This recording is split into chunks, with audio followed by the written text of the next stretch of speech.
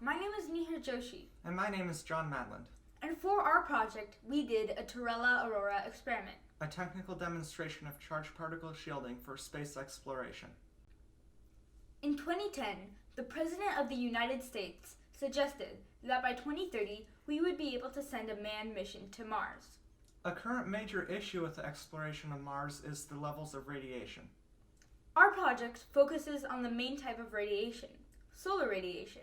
This radiation consists mainly of charged particles which can be easily deflected by a magnet.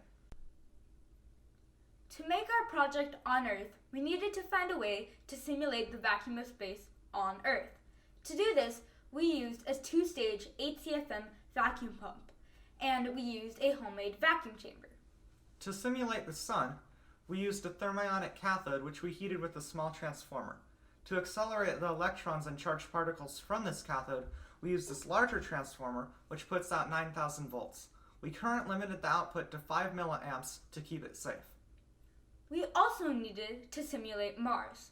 To do this, we used a magnetosphere, which had two ceramic magnets in the northern hemisphere and the southern hemisphere of this steel ball.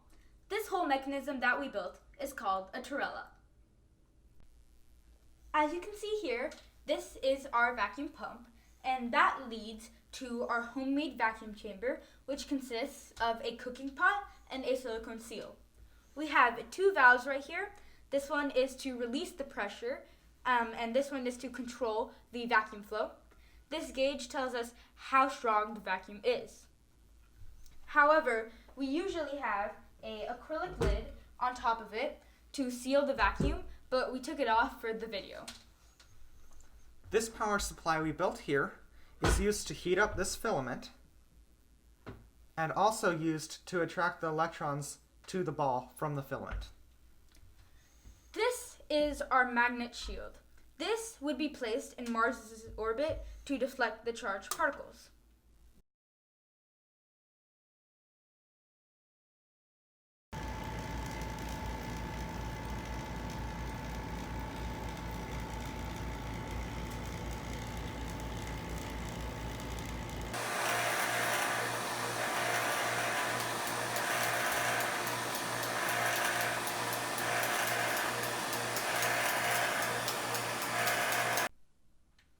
Our project was a success.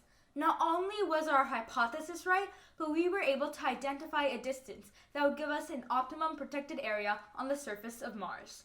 However, this isn't the end of our project. Our next steps would be to explore the technological feasibility, economic feasibility, and the long-term sustainability of this project. We have learned a lot since we started this project, from understanding the limitations of our model to determining the next steps of research in the areas of astrophysics and the long-term impact of radiation exposure on humans during space exploration. We look forward to updating you on the research of this project. We hope to be a part of the engineering team that makes it possible to travel to Mars. When you're ready to travel to Mars, We'll make sure you're safe.